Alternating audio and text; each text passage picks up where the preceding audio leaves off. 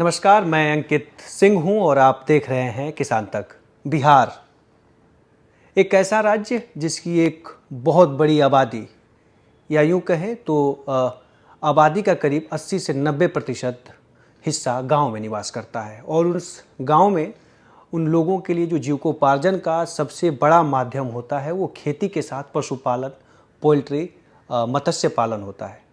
और इन सेक्टरों में बिहार सरकार के द्वारा भी काफ़ी कुछ सराहनीय कदम योजनाओं के जरिए उठाए गए हैं। और पशुपालन के क्षेत्र में या मछली मत्स्य के पालन के क्षेत्र में, वेटनरी के सेक्टर में बात करें तो बिहार का इकलौता विश्वविद्यालय बिहार पशु विज्ञान विश्वविद्यालय काम कर रहा है और हर रोज़ किसी न किसी तरीके से किसानों को, ग्रामीण क्षेत्र के किसानों को जागरूक कर रहा है। लेकिन सबसे बड़ी बात आज इस हमारे वीडियो में ये है कि आज हमारे साथ उसी विश्वविद्यालय के कुलपति डॉक्टर इंद्रजीत सिंह सर हैं और आज सर से बात करेंगे कि क्या कुछ सर को विश्वविद्यालय और वेटनरी के सेक्टर में बिहार में क्या कुछ देख रहे हैं और क्या कुछ विश्वविद्यालय करने की योजना बना रहा है। तमाम विषयों को लेकर बात होगा और हर चीज़ों को हम पूछने का प्रयास भी करेंगे, क्योंकि ग्रामीण क्षेत्रों में कहा जाता है बकरी हो या मुर्गी पालन हो या मछली पालन हो, ये किसानों की एक एटीएम है जो उनको तुरंत पैसा मुहैया करवा देता है। आप फसल खेती करिएगा तो आपको 3 से 4 महीने इंतजार करना पड़ता है, लेकिन गेहूँ अन्य फसलों में जो पशु बकरी या मत्स्य तमाम सेक्टर है, वेटनरी के सेक्टर, इसमें आप आज खरीदें तो अगले दिन भी बेचेंगे तो कुछ ना कुछ आपको मुनाफा दे के जाएगा। तो सर, सबसे पहले तो सर पहला बार किसान तक पे आपके साथ स्वागत करते हैं सर।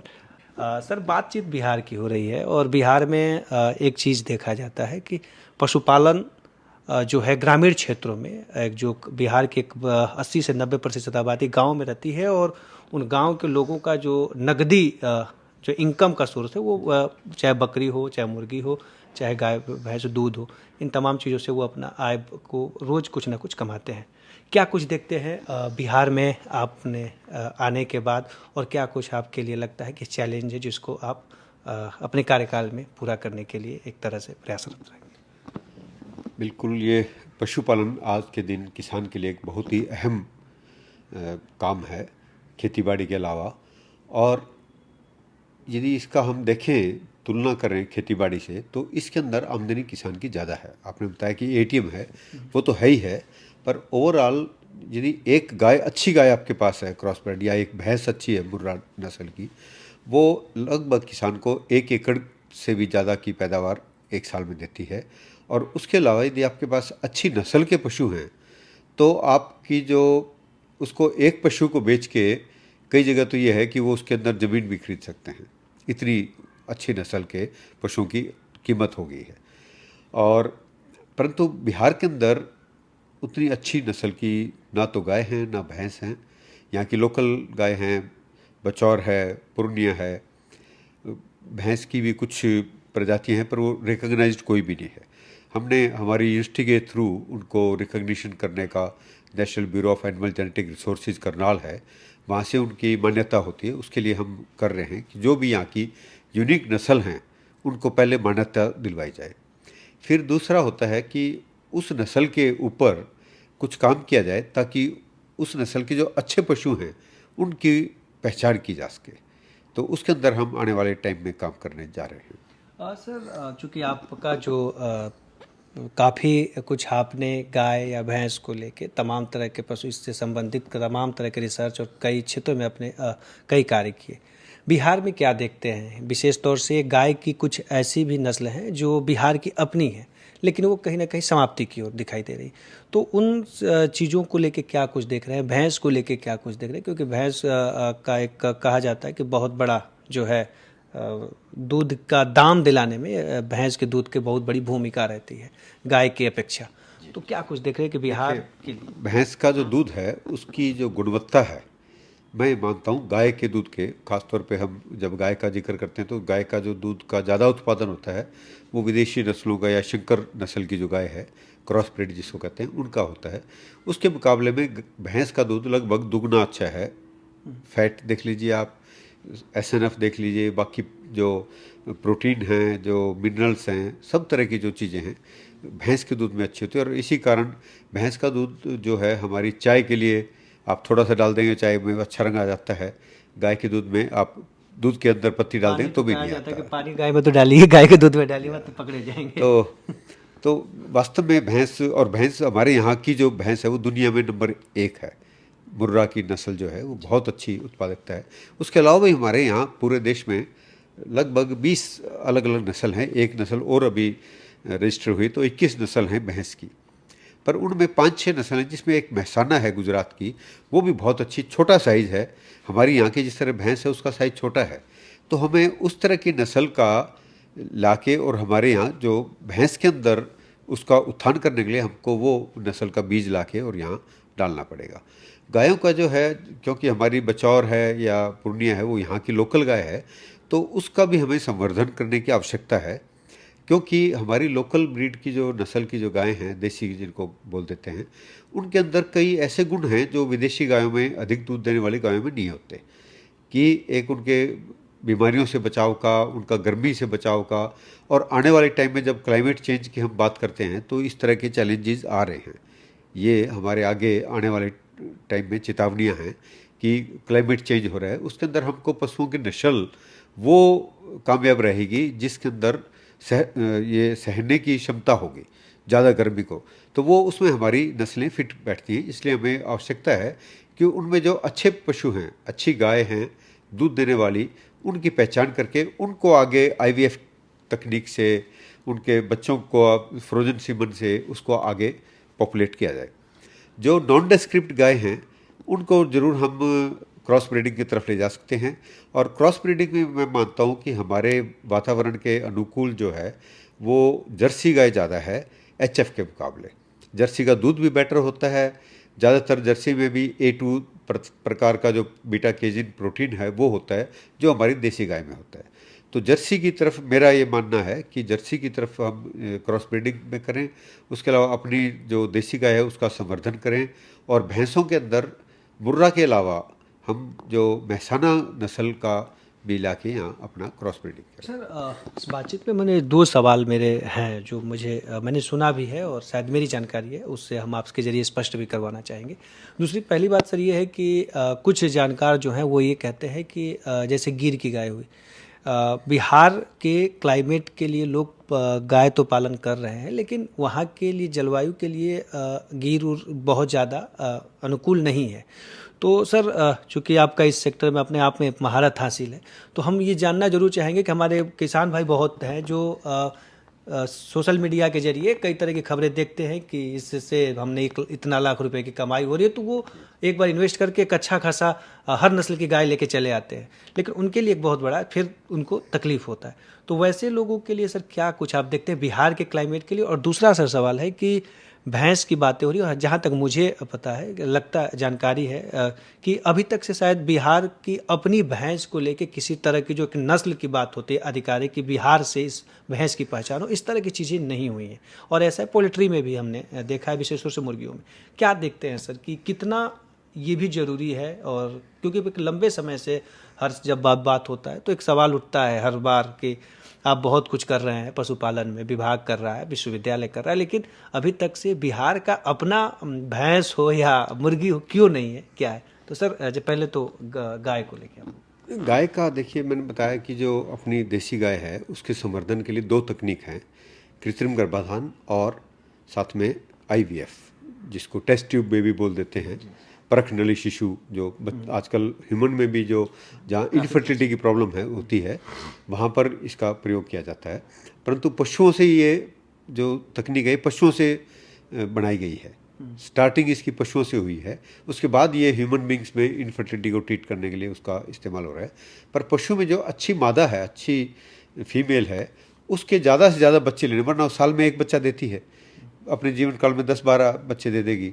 हम इस प्रश्नली शिशु की जो प्रणाली है उससे हम एक बारी में 15-20 उसके बच्चे बना सकते हैं। विश्वविद्यालय तो इसमें अच्छा काम भी हमारे यहाँ उसकी आईवीएफ की लैब भी है, गवर्नमेंट ऑफ इंडिया का राष्ट्रीय गोकुल मिशन के थ्रू वो फंडेड है। उसके अंदर हमारा अच्छा काम, और अब नई लैब बन गया है, उसमें शिफ्ट करके और भी इसको हम तेज़ गति से उसको कब तक ये लैब शुरू होने वाला है? लैब बन के तैयार है, अभी उसका उद्घाटन हो जाएगा और उसके अंदर जो इक्विपमेंट है वो हमारे पास जो हैं वो तो हैं ही, उसके अलावा बाकी भी उसको पूरी तरह इक्विप करके हम अगले 3-1 महीने में इसको फुल्ली फंक्शनल दोबारा से कर देंगे। उसके अलावा जो भैंस की आपने बात की, भैंस की हमारे यहाँ कुछ प्रजाति हैं जो कि अलग एक आइडेंटिटी है, उनकी शक्ल सूरत और उनकी गुणवत्ता विभिन्न है बाकी नस्लों से, वो उनको हम रिकग्निशन दिलवा सकते हैं। वो एक उधर की है मधुबनी साइड में और इस तरफ की है, छोटे हाइट की है और थोड़ा लंबाई ज़्यादा है उस भैंस की, वो एक वहाँ की लोकल प्रजाति है। उसका हम हमारे जो वैज्ञानिक हैं उसके ऊपर काम कर रहे हैं। हम उसको करनाल के जो इंस्टीट्यूट है उसके साथ तालमेल करके जो हमारी यहाँ की यूनिक नस्लें हैं उनको रिकग्निशन दिलवाने के अंदर हम उस तरफ काम कर रहे हैं। अच्छा, इसमें एक सवाल और भी था कि गायों को लेके है कि कुछ जानकार ने कहा कि भाई गिर गाय हर कोई पालता है, लेकिन बिहार के क्लाइमेट के लिए हर गाय का पालना सही नहीं है, देसी नस्ल में भी। क्या सर देखते हैं कि कौन से सबसे ज़्यादा? देखिए, गिर यहाँ की जो गाय है, जो लोकल गाय है, चाहे देसी हो चाहे नॉन डेस्क्रिप्ट हो, जो किसी भी नस्ल के अंदर नहीं आती है, उनका साइज़ छोटा है। गिर का साइज़ बड़ा है, HF जो है उसका साइज़ बड़ा है। तो हमें छोटे साइज़ के हिसाब से हमें गिर का सीमन नहीं लगवाना चाहिए हमारे पशुओं में, और क्योंकि वो जब बच्चा देगी तब प्रॉब्लम आ सकती है। इसी प्रकार हमारे को मैं ये मानता हूँ कि जर्सी का सीमन जो छोटी नस्ल की गाय है उसका लगवाना चाहिए HF के मुकाबले। परंतु जो गिर गाय का यहाँ पर कुछ लोग लाते हैं, उनके कामयाब ज़्यादा नहीं होती है, क्योंकि वो थोड़ा उधर का गुजरात साइड का जो इलाका है उसकी नस्ल है। पर जो साहिवाल है वो पूरे देश के अंदर कई जगह उसके हैं, छत्तीसगढ़ में भी है, आपको कलकत्ता में भी मिल जाएगी, पटना में भी, हर तरफ है। और वो छोटी कंपेरेटिवली गिर के मुकाबले उसकी साइज़ जो है छोटा है, आकार छोटा है। तो वो उसकी जो लागत है, उसकी खाने पीने की जो फीड कन्वर्शन है, एफिशिएंसी जिसको बोलते हैं, कि कितना खा के और कितना दूध देती है, वो भी आपको साहिवाल में अच्छा मिलेगा। मतलब एक तरह से कहा जाए कि बिहार के क्लाइमेट या जलवायु को देखते हुए साहिवाल नस्ल की गाय सब पालन सबसे बेस्ट है। और यही एक्सपीरियंस किसानों का भी है। हमने पीछे जो किसान हैं जो डेयरी के क्षेत्र में, उनसे बात किया तो उसके ऊपर काफ़ी अच्छा रिस्पॉन्स है किसानों का। गिर के अंदर थोड़ा उनको नुकसान हुआ है काफ़ी किसानों को। तो एक बारी जरूर गिर का आया था कि गिर ब्राज़ील में 60 किलो दूध देती है, तो हम यहाँ भी उसको ले आए, पर वो इतना कामयाब यहाँ पे नहीं हुआ। तो दूसरा है कि मुर्गियों के लेके मुर्गी पालन आज के युवाओं में एक बहुत बड़ा रोजगार का बहुत बड़ा माध्यम बना है, पोल्ट्री सेक्टर। और चाहे वो अंडा लेयर फार्मिंग हो या चाहे मीट के पर्पज से उसका किया जाए, लेकिन इन तमाम उपलब्धियों के बीच में एक उपलब्धि का इंतज़ार बिहार और बिहार के लोगों को बहुत लंबे समय से है कि बिहार के अपने रिसर्च या तमाम चीज़ों से अपनी ब्रीड की जो हो मुर्गियों का एक नाम जाए कि जिसकी उत्पत्ति या जिसका खोज कहा जाए, रिसर्च बिहार से हुआ। अभी तक से एक गैप है, इसको लेके क्या विश्वविद्यालय कुछ प्लान? मुर्गी हो चाहे बकरी हो, हमारा और बंगाल के बीच में एक तरह की प्रजातियां पाई जाती हैं। मुर्गियों में जो बंगाल हैंड कहते हैं उसको, वो वाली है, उसकी नस्ल का मेरे को नाम ध्यान नहीं आ रहा, पर जो बकरी है वो तो ब्लैक बंगाल है। वो सारे इस एरिया में, उड़ीसा में और इवन उत्तर प्रदेश के तक भी वही है। और वो बहुत अच्छी, मैं मानता हूँ बहुत ही अच्छी ब्रीड है, क्योंकि उसके अंदर बच्चे ज़्यादा पैदा होते हैं। बकरी पालन के अंदर आपको मुनाफा तभी होगा जब बच्चे ज़्यादा पैदा होंगे, और वो हमारी ब्लैक बंगाल, उसका नाम बंगाल है पर वो सारे एरिया की है, तो उसके अंदर बहुत अच्छा ये जिसको फेकंडिटी बोलते हैं, वो उसके अंदर अच्छा है, उसको पालें। परंतु उसके बच्चों को फिर जीवित रखना भी आवश्यक हो जाता है। तो किसानों से मेरी अपील है कि जब बच्चे पैदा हों, ज़्यादा बच्चे देती है वो बहुत अच्छा है, उसके बच्चों को यदि आप, वो बकरी का उतना दूध नहीं भी होता है तो भी आप उसको गाय के दूध के ऊपर पालें। 2-3 दिन तो बकरी का दूध पीने दें, उसके बाद उसको हफ्ते बाद जब आपको लगे कि हाँ इनकी डिमांड ज़्यादा है दूध की और उतना दूध उत्पादन उस बकरी का नहीं हो रहा है, तो उस टाइम आप इसको दूसरे गाय का दूध भी दे सकते हैं। सर, आखिरी सवाल है कि क्या कुछ आप का रहने वाला है विश्वविद्यालय में, क्या क्या की चीज़ों पे आपको लगता है कि अभी और काम बाकी है? क्या चीज़ मुख्य जो आपके रहने वाले हैं कार्य योजनाओं में, लिस्ट में जो ये देखिए, पहला तो हमारा यूनिवर्सिटी है, तो हमारा पहला दायित्व तो एजुकेशन का है। एक ग्रेजुएट पैदा करना, ग्रेजुएट या पोस्ट ग्रेजुएट या डिप्लोमा होल्डर या सर्टिफिकेट होल्डर, तो उसकी तरफ हम अपना कदम उठा रहे हैं। पहला तो मैंने जब बिहार का स्टडी किया लाइफ स्टॉक सेक्टर, यहाँ पर पैरावेट नाम की चीज़ नहीं है, जिसको वेटरी कंपाउंडर कह सकते हैं। डॉक्टर तो हम बनाते हैं, सबसे पुराना कॉलेज हमारा 1927 का कॉलेज है, परंतु जो पैरावेट है डॉक्टर के साथ जो सहायक कंपाउंडर कहते हैं, वो अवेलेबल नहीं है। तो उसका हम कोर्स इसी साल से स्टार्ट कर रहे हैं। साथ में एक किसानों के पशुओं का स्वास्थ्य अच्छा रखने के लिए ये बहुत ज़रूरी है कि उनकी बीमारी की जांच टाइम पर हो सके। उसके लिए लेबोरेटरी क्रिएट होनी चाहिए, और लेबोरेटरी को मैन करने के लिए, उसको हैंडल करने के लिए लेबोरेटरी टेक्नीशियन होने चाहिए। एक उसका हम कर रहे हैं। और देश के अंदर नेशनल एआई प्रोग्राम, आर्टिफिशियल कृत्रिम गर्भाधान का प्रोग्राम चला था। उसके लिए बहुत ज़रूरी है कि हमारे पास कम्पिटेंट एआई टेक्नीशियन हो, जो कि आपकी गाय भैंस को ख़राब न करें, उनको ज्ञापन करवा सके। तो ये तीनों के तो हम डिप्लोमा और सर्टिफिकेट कोर्स करने जा रहे हैं। प्लस मुर्गी का, जिस तरह आपने जिक्र किया कि बहुत ही अहम एक हिस्सा है उसका पशुपालन के क्षेत्र में, और किसान की आय के, गरीब से गरीब किसान की आय में भी उसका कुछ ना कुछ हिस्सा हो सकता है। तो उसमें हम एक सर्टिफिकेट कोर्स 1 साल का, 2 साल का डिप्लोमा या 3 साल का डिग्री कोर्स, ये एक ही जो नेशनल एजुकेशन पॉलिसी बनी है 2020 की, उसके अंतर्गत इस तरह का कोर्स हम स्टार्ट करना चाहते हैं, जो 3 साल का कोर्स है। पर उसमें यदि आप 1 साल बाद भी अपना काम करना चाहो या आप कोई जॉब देखना चाहो तो आपको सर्टिफिकेट मिल जाएगा। 2 साल बाद आपको डिप्लोमा मिल जाएगा, 3 साल बाद आपको डिग्री।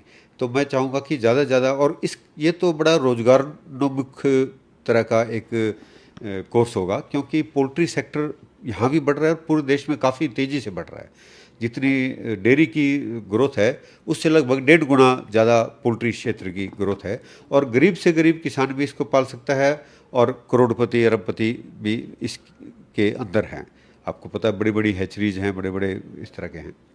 तो ये कोर्स हम स्टार्ट करें। दूसरा, हम फूड साइंस एंड टेक्नोलॉजी का, इसी प्रकार बीटेक का कोर्स उसमें स्टार्ट करने जा रहे हैं। तो ये नई कोर्सेज हम चाहते हैं कि यहाँ का जो बच्चा है उसको और ऑप्शन मिलें, मेडिकल और वेटरनरी के अलावा, डेंटल, वेटरनरी, आयुर्वेदा, इसके अलावा जो पोल्ट्री का है वो, और प्लस जो फूड साइंस एंड टेक्नोलॉजी का है वो, ये क्योंकि उभरते हुए ये दायरे हैं, तो इनके अंदर हम उनको एजुकेशन देना चाहते हैं। धन्यवाद सर आपका, बहुत किसान तक के समय देने के लिए। तो ये थे बिहार पशु विज्ञान विश्वविद्यालय के कुलपति डॉक्टर इंद्रजीत सर, और जिन्होंने बताया कि एजुकेशन के सेक्टर में क्या कुछ नया करने जा रहे हैं। नए नए कोर्स की शुरुआत अब बिहार पशु विज्ञान विश्वविद्यालय में होने जा रही है। साथ ही साथ किसानों से लेकर प्रशिक्षण और तमाम तरह के सेक्टरों में काम होंगे। तो उम्मीद करते हैं कि आने वाला दिन, आने वाला समय, आने वाला साल बिहार वेटनरी के क्षेत्र में हर रोज़ प्रगति करे, और जो आय का जो माध्यम है वो हर रोज़ किसानों का बढ़े। इसी उम्मीद के साथ और इसी इच्छा के साथ हमें दीजिए इजाज़त। नमस्कार। अगर ये वीडियो आपको पसंद आया है तो इसे लाइक ज़रूर करें। अगर चैनल अभी तक सब्सक्राइब नहीं किया है तो कर लें, और नोटिफिकेशन पाने के लिए बेल आइकन भी दबा दें।